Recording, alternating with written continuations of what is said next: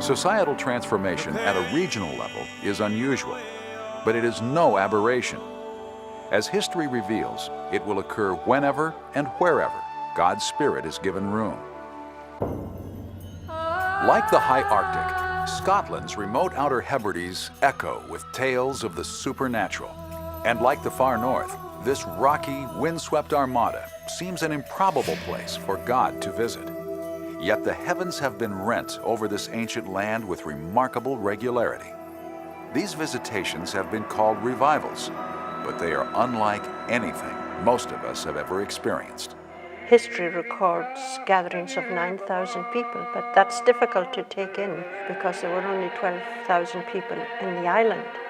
In 1949, the presence of God descended yet again, this time in the parish of Barvas.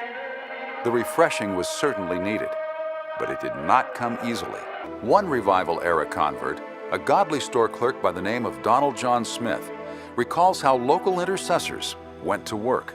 People were praying all the time for this revival. They would be praying in the barns.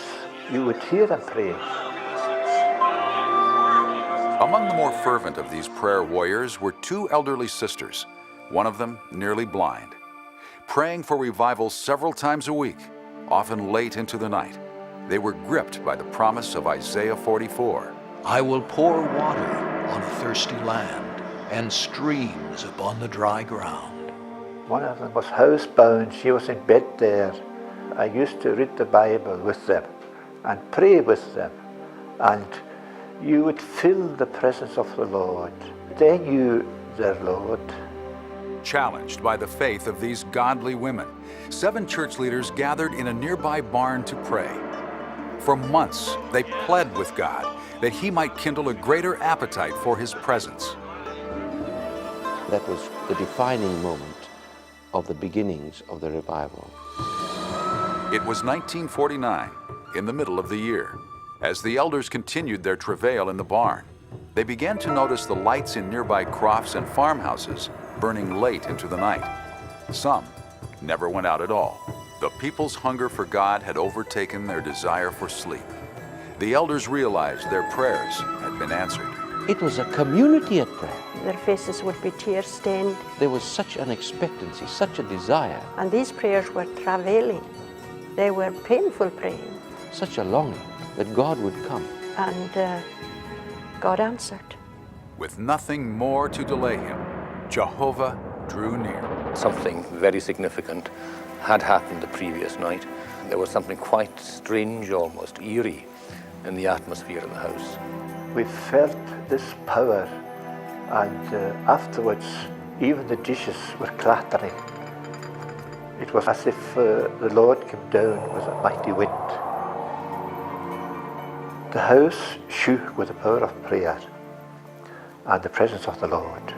And people were afraid because this was a supernatural happening.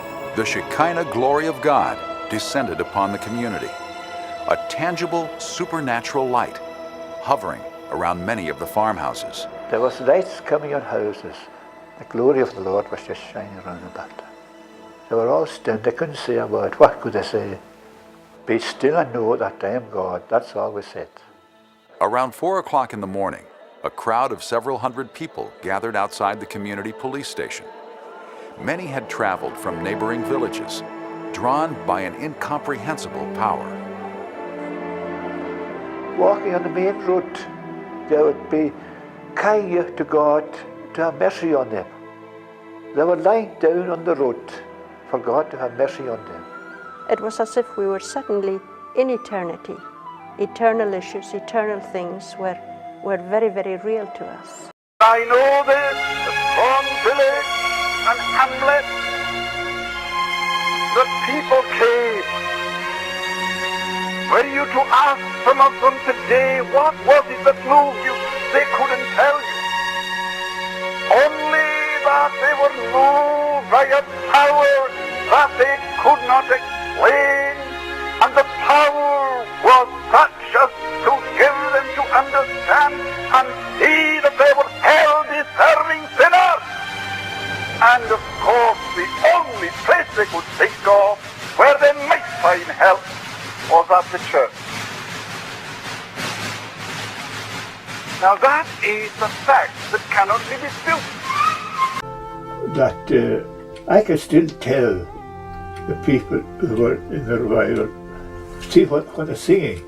There's something in their singing that you can't hear from the ordinary person.